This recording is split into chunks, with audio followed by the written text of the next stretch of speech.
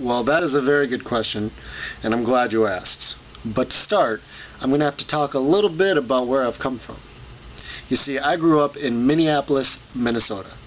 And while I know that people initially want to get hung up on the accent, let's try and work past that.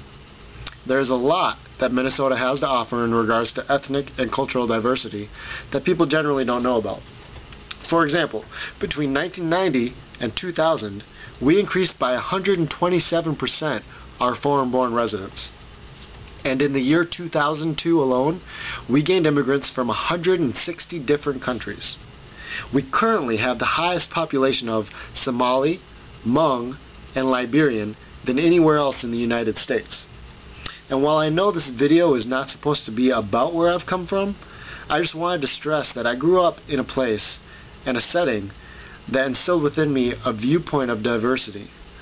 That, to me, diversity is how we see the face of God. And it influences my desires to travel and see different places in the world. Brazil. If you visit my Facebook page, you'll see listed among my life goals to go to Brazil and swim the Amazon. The others are finding a wife, making beautiful Asian babies, something along those lines. But Brazil, to me, it's not about the cities or the modern cultures. I mean, I don't want to just trade one city for another in my trip. For me, it's about visiting what we outdoor adventurers call the backcountry. And it's in those places where you'll encounter people who have a different reference of time, work, money, community. That's what would make the trip worthwhile to me, and why I desire so earnestly to go to Brazil. I mean, there are 67 tribes that have yet to make contact with modern civilization. 67. And I know the odds of just stumbling across one in the Amazon rainforest is pretty slim, but it would be pretty trippy. I want to go there because how can you know a place without having been there? Picture books can't even convey the tastes, smells, handshakes, and hugs I'd get from going there. The global community is no community unless we can learn how to communicate. This requires relationships and an ability to discern the common humanity within all cultures.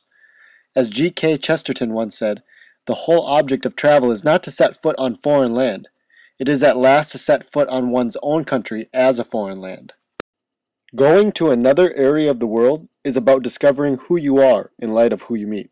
You can't be certain of who you are, what you do, or what you believe, unless all of who you are experiences conflict.